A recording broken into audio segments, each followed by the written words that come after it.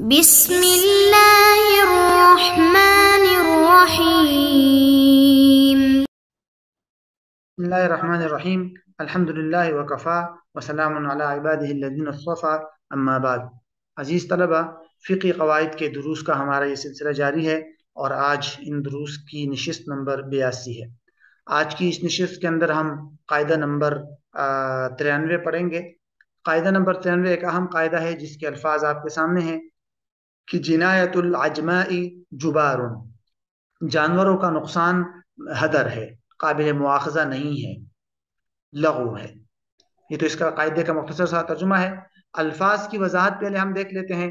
اس قاعدے کے تحت دو لفظ استعمال ہوئے ہیں اہم، ایک ہے جنایا اور دوسرا ہے عجمہ۔ جنایا کی جمع آتی ہے جنایات اور اس کی لغوی معنی آتے ہیں جرم اور گناہ۔ فقی اصطلاح میں بھی تقریباً اس کا یہی مفہوم ہے کہ کل فعل محظور یتضمن ضررا علی النفس او غیرها، ہر وہ ممنوع فعل جو کسی نفس یا مال وغیرہ پر ضرر کا سبب بن جائے۔ اور عجمہ کا جو لفظ ہے یہ اعجم کی مؤنث ہے اور اس کے لغوی معنی آتا ہے گونگا پن، سکوت، عدم کلام۔ چونکہ جانور میں سے تکلم کی صفت نہیں پائی جاتی تو اس لیے جانوروں کو بھی عجمہ کہتے ہیں، تو یہاں اس کا مطلب ہے جانور۔ اور جو جبار ان کا لفظ ہے اس کے لغوی معنی ویسے بلندی اور عظمت کی بھی آتے ہیں، لیکن اس کے معنی حدر، لغو، فضول، بے فائدہ، غیر قابل مواخذہ کے معنی میں بھی آتا ہے، اور یہاں پر بھی جبار ان کا وہی معنی ہے، حدر، باطل، لغو۔ اس قاعدے کا ظاہری مفہوم یہ ہے کہ اگر جانور کسی کو جانی یا مالی نقصان پہنچا دے تو وہ نقصان معاف ہے، جانور یا جانور کے مالک پر اس نقصان کی بھرپائی کرنا یہ لازم نہیں ہوگا۔ لیکن اس قاعدے کے الفاظ جتنے عام ہے، فقی جزیات کو اگر آپ سامنے رکھیں گے تو اتنا عموم اس میں نہیں ہے کہ جانور کا ہر فعل جو ہے وہ جائز ہو، جانور کی وجہ سے جو بھی نقصان ہو جائے وہ قابل مواخذہ نہ ہو، اور مالک سے کسی بھی صورت میں ضمان کا مطالبہ جائز نہ ہو۔ یہ درست نہیں ہے۔ اس قاعدے کا یہ قاعدہ بعض صورتوں پر منطبق ہوتا ہے اور بعض صورتوں پر نہیں۔ تو بعض صورتوں میں مالک سے باقاعدہ نقصان کا مطالبہ ہوتا ہے، اس کی تفصیل انشاءاللہ آگے آ رہی ہے۔ اب ہم دیکھ لیتے ہیں اس قاعدے کا دلیل جو ہے وہ ایک مشہور حدیث ہے، اس کے الفاظ اس طرح آتا ہے العجماء جرحها جبار، تو اسی سے اس قاعدے کو لیا گیا ہے۔ جانور کی جنایت کے حوالے سے یہاں پہلے تو یہ بات متعین کرنا ضروری ہے کہ جانور کی طرف کون سا فعل منسوب ہوگا۔ اس سلسلے میں صرف ایک اصول ذہن میں رکھیے آپ کہ کسی ایجابی فعل کے ذریعے جانور کسی کو نقصان پہنچا دے تو وہ فعل جانور کی طرف منسوب ہوگا، یہ اصول ہے۔ اور ایجابی فعل سے مراد یہ کہ جانور باقاعدہ عمل کر کے جنایت کرے۔ اگر جانور نے کوئی عمل نہ کیا بلکہ جانور تو کھڑا رہا اور کوئی شخص چلتے ہوئے اس سے ٹکرا گیا اور نقصان ہو گیا تو اس سے کچھ بھی نہیں ہوگا۔ یعنی جانور خود اپنے طرف سے کوئی عمل کرے اور اس کے نتیجے میں نقصان ہو جائے تو اس عمل کو یا جنایت کو جانور کی طرف منسوب کریں گے۔ ایک بات تو یہ ذہن میں رکھیے۔ دوسری بات یہ کہ جانور کی طرف فعل کی نسبت کرنے کے لیے یہ ضروری نہیں ہے کہ جانور کا فعل باقاعدہ حصی طور پر ہلاک کے ساتھ متصل ہو۔ جانور کا فعل اگر سبب بن جائے تو بھی تلف اور ہلاک کی نسبت جانور کی طرف کی جاتی ہے۔ جیسے جانور جو ہے وہ تیز دوڑ رہا تھا اور بھگدڑ مچ گئی اور لوگ ایک دوسرے کے اوپر گر گئے اور اس کی وجہ سے نقصان ہو گیا، یہ فعل بھی جانور کی طرف منسوب کیا جائے گا۔ اب ہم احکامات دیکھ لیتے ہیں کہ جانور کے تفصیلی احکام تو آپ فقہی کتابوں میں دیکھ سکتے ہیں، لیکن مختصراً اتنا ذہن میں رکھیے کہ جانور کی ایک نقصان کی ایک صورت یہ ہے کہ جانور جو ہے وہ منفلت ہو، یعنی جانور کی لگام کسی کے ہاتھ میں ہو اور نہ ہو، اور نہ اس پر کوئی سوار ہو، نہ اس کو کوئی ہنکا کر لے جانے والا ہو، بلکہ اکیلا جانور چلتے ہوئے کسی کا نقصان کر دے تو فقہائے حنفیہ کہ ہاں یہ نقصان قابل مواخذہ نہیں ہے۔ ہاں یہ الگ بات ہے کہ فقہاء نے یہ بھی لکھا ہے کہ جانور کی مالک کی ذمہ داری ہے کہ وہ جانور کو باندھے۔ اگر مالک نے کوتاہی کی اور اس نے جان بوجھ کر اپنا جانور کھلا چھوڑ دیا باہر اور اس نے نقصان کر دیا، اس کے ساتھ کوئی نہیں تھا، تو تب مالک سے مطالبہ ہوگا۔ لیکن اگر مالک نے کوتاہی نہیں کی اور پھر جانور چلا اور جانور کے ساتھ کوئی نہیں تھا اور اس نے نقصان کر دیا تو ایسی صورت میں پھر مالک سے مطالبہ نہیں ہوگا۔ ایک صورت تو یہ ہے۔ دوسری صورت یہ کہ جانور اکیلا نہ ہو بلکہ اس کے ساتھ کوئی سوار ہے یا کوئی ہنکانے والا ہے، لگام پکڑ کر لے جانے والا ہے، اس طرح کی کوئی صورت ہے۔ تو ایسی صورت میں علماء نے لکھا ہے کہ اگر جانور کے ساتھ جو آدمی ہے وہ زمین پر چل رہا ہے اور اس دوران جانور نے کوئی نقصان کر دیا تو جو ساتھ میں چلنے والا جو ہے ہنکانے والا وہ ضامن نہ ہوگا۔ البتہ اگر جانور نے اگلے یا پچھلے پاؤں سے نقصان کیا ہو تو پھر سوار جو ہے ہنکانے والا ضامن ہوگا، کیونکہ وہ آگے والا حصہ جو ہوتا ہے وہ اس کے قابو میں ہوتا ہے، سوار والے یا ہنکانے والے کے۔ البتہ جانور اگر پاؤں سے یا دم وغیرہ سے کسی کا نقصان کرے گا اسی صورت میں تو پھر اس آدمی سے مطالبہ نہیں ہوگا۔ اسی طرح اگر ایک آدمی کسی کی زمین میں مالک کی اجازت سے جانور چلا رہا ہے تو اور اس میں نقصان کر دے جانور تو بھی اس پر ضمان نہیں ہے۔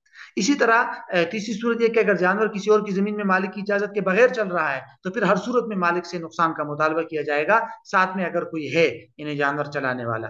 اور اگر جانور شارع عام پر جا رہا ہے تو ایسی صورت میں بھی علماء نے یہ اصول لکھا ہے کہ اگر اس کے ساتھ کوئی ہے اور پچھلے پاؤں سے یا دم سے جانور نے نقصان کر دیا تو ضمان نہیں ہے، لیکن اگر اگلے پاؤں وغیرہ سے نقصان کرے گا تو پھر اس آدمی سے مطالبہ کیا جائے گا۔ بہرحال اس کی تفصیلی احکامات ہے، آپ فقہی کتابوں کے اندر دیکھ سکتے ہیں۔ تفریحات کے اندر بھی آپ یہ ایک تفریح لے سکتے ہیں کہ دو جانور ہے اور دونوں جانور لڑے اور ایک دوسرے کا نقصان کر دیا تو کسی پر ضمان نہیں ہے۔ بلی کا مسئلہ ہے کہ اگر بلی نے کسی کا نقصان کر دیا تو بلی کا مالک بھی ضامن نہیں ہوگا۔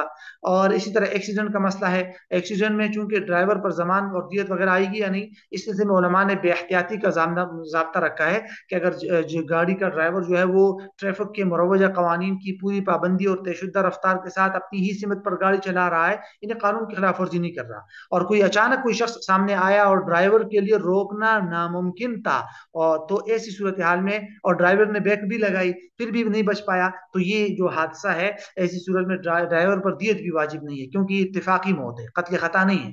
لیکن اگر مذکورہ شخص کی موت ڈرائیور کی بے احتیاطی کی وجہ سے ہوئی تو پھر یہ قتل خطا ہے اور ڈرائیور سے دیت وغیرہ اور کفارہ وغیرہ دونوں ڈرائیور پر لازم ہوں گے۔ تو بہرحال یہ خلاصہ ہے قاعدہ نمبر 93 کا۔ اب ہم قاعدہ نمبر 94 دیکھتے ہیں۔ قاعدہ نمبر 94 کے الفاظ آپ کے سامنے ہیں کہ الامر بالتصرف فی ملک الغیر باطل، کسی دوسرے کی ملک میں تصرف کا حکم باطل ہے، کسی دوسرے شخص کے ملکیت میں تصرف کا حکم دینا یہ باطل ہے۔ اب اس سلسلے میں اس قاعدے کی تفصیلات دیکھتے ہیں۔ سب سے پہلے تو الفاظ کی وضاحت میں ایک کی لفظ امر، امر کا مطلب ہوتا ہے کسی کو حکم دینا، اور ملک غیر کا مطلب ہے غیر کی ملکیت، باقی اس میں کوئی عام لفظ نہیں ہے۔ البتہ قاعدے کا مفہوم سمجھنا ضروری ہے کہ حقیقت میں تو ہر چیز کا مالک اللہ تعالیٰ ہے، لیکن اللہ تعالیٰ نے عارضی طور پر مجازی طور پر دنیا میں لوگوں کو بھی بعض اشیاء کا مالک بنایا ہے، اور ایک تو یہ بات ذہن میں رکھ لے۔ دوسری بات یہ کہ کچھ چیزیں اللہ تعالیٰ نے شریعت نے لوگوں پر حرام کی ہوئی ہے، اور وہ ان میں سے ایک یہ بھی ہے کہ ایک انسان دوسرے کی ملکیت میں کوئی تصرف نہیں کر سکتا، یعنی آپ کسی اور شخص کے مال کے اندر کوئی تصرف کوئی عمل نہیں کر سکتے جب تک کہ آپ کو اصل مالک اجازت نہ دے۔